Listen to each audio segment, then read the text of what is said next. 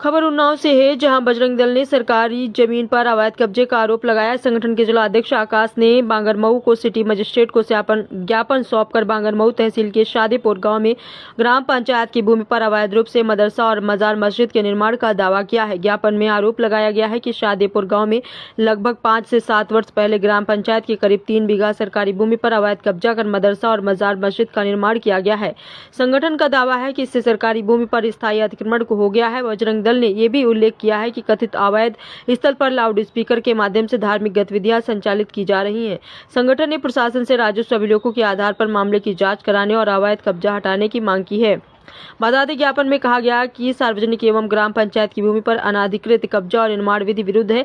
बजरंग दल ने सर्वोच्च न्यायालय एवं शासनादेशों के अनुरूप सरकारी भूमि को अतिक्रमण मुक्त कराने, आवश्यक होने पर बुलडोजर कार्रवाई करने और भूमि का सीमांकन राजस्व विभाग द्वारा कराने की मांग की है।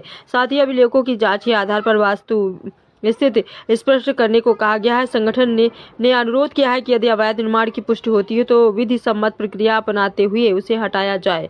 भविष्य में दोबारा अतिक्रमण न हो, इसके लिए प्रशासनिक और पुलिस व्यवस्था सुनिश्चित करने तथा दोषियों के विरुद्ध संबंधित धाराओं में मुकदमा दर्ज कर कार्रवाई करने की भी मांग की गई है। ज्ञापन में इस मामले को जनहित और विधि व्यवस्था से जुड़ा बताते हुए निष्पक्ष और शीघ्र जाँच की आवश्यकता पर जोर दिया गया है। संगठन पदाधिकारियों ने चेतावनी दी है कि यदि प्रशासन द्वारा उचित कार्रवाई नहीं की गई तो वे आंदोलनात्मक कदम उठाने को बाध्य होंगे।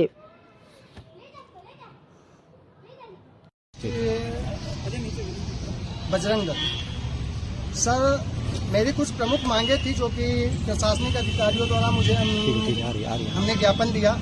सब आ रहे हैं। उसमें हमारी प्रमुख मांग यह है कि उन्नाव जिले के बांगरमऊ तहसील के शादीपुर गांव में अवैध रूप से 5 से 7 साल पहले कब्जा किया गया और मजारे, मदरसे और मकान भी जिहादियों के द्वारा खड़े किए गए।